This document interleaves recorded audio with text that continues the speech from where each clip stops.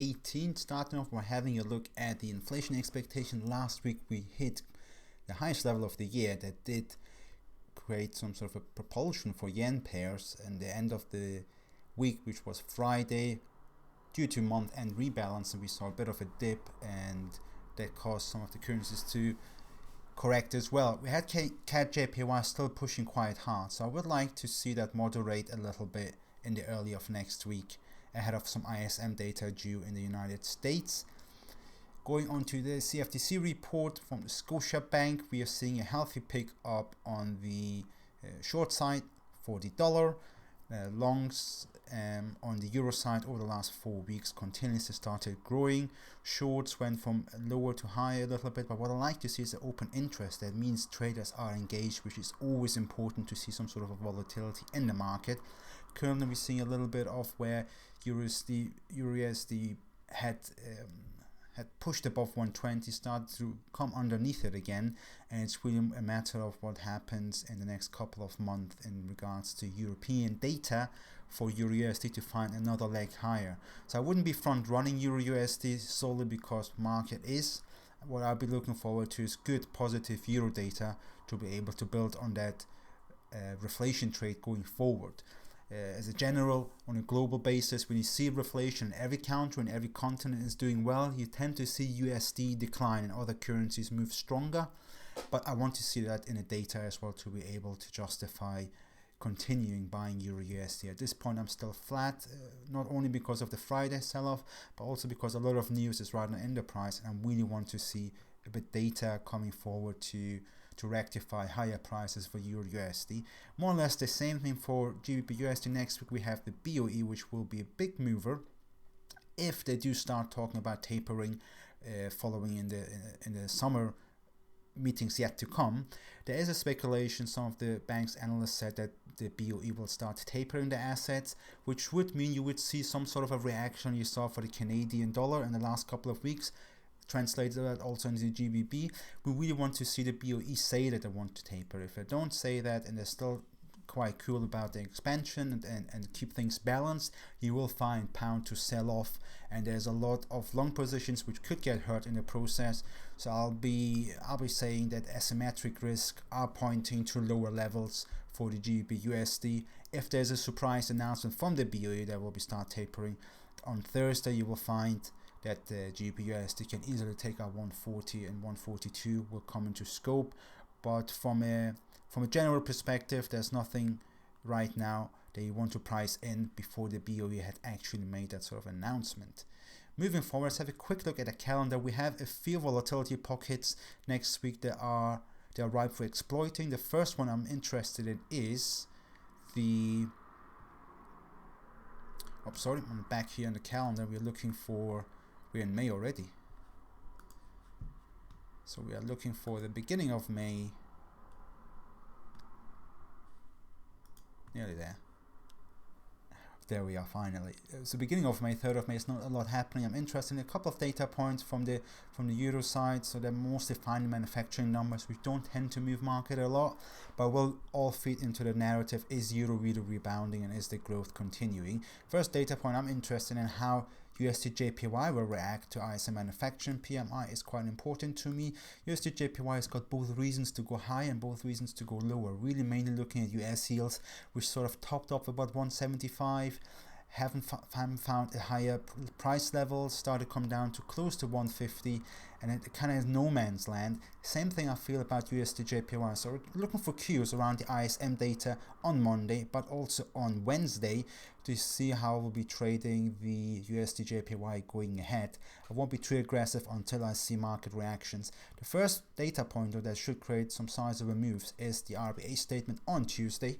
If you're in the UK, it will be about 5:30 in the morning. Unlikely we'll be awake at that time to trade it, but there will always be interesting price actions surrounding the RBA meeting.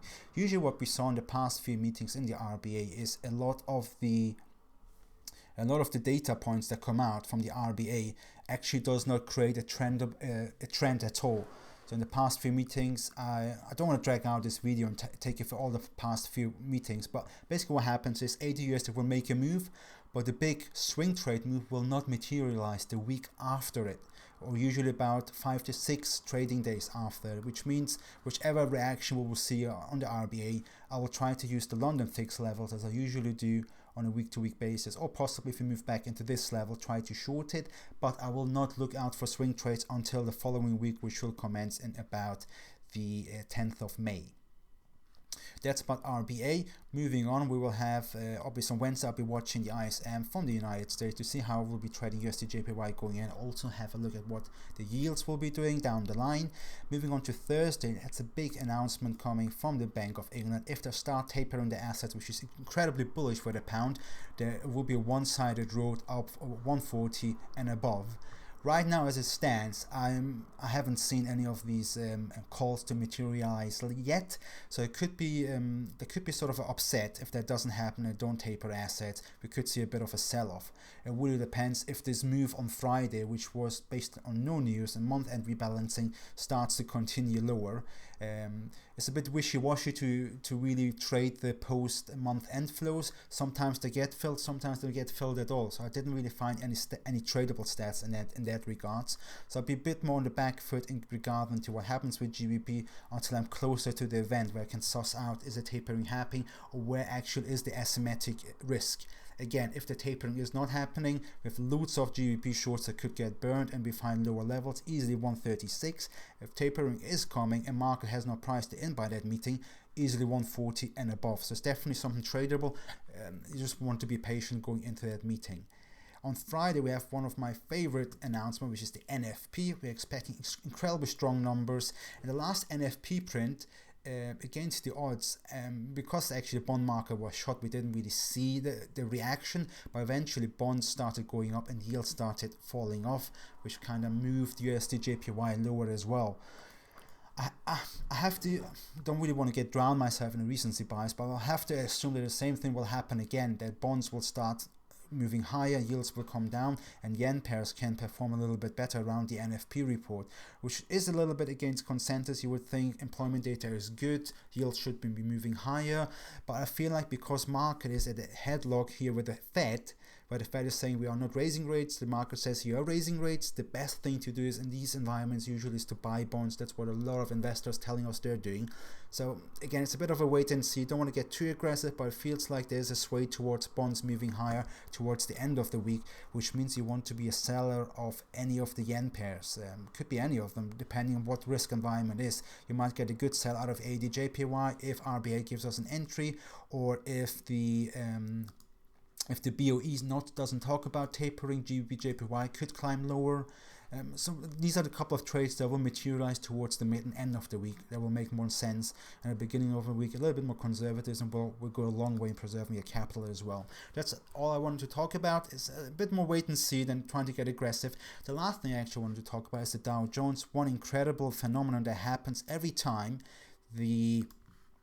on the daily chart, every time Friday fails to take out Thursday high. So this is my Friday candle, and this is my the next candle to it is my Thursday. So Friday failed to take out Thursday's high. 84% of the time, the following week, usually Monday, sometimes Tuesday, prices start moving higher, and an exact same scenario. Now, the statistic I ran it through was about the last year, because this environment is quite unique, so I wanted to keep it in sort of in a unique environment when I've done my back testing. But it turns out that 84% of the time that this scenario happened, Friday's highs did not take out Thursday's highs. The following week, usually Monday or Tuesday, we see a dip, and then we see those highs getting taken out fairly rapidly. So I've been very interested to see how this all plays out. Obviously, with the narrative now sitting that we have NFPs coming in strong, yields possibly moving down, what could stocks be doing? My base case is now based on that statistics. We will see some sort of a dip early Monday into Tuesday, and then start thinking about longing this thing to capture a little bit more upside. Again, that's all I wanted to cover for this week. Wishing you all great success, and I will catch you next week again. Thank you.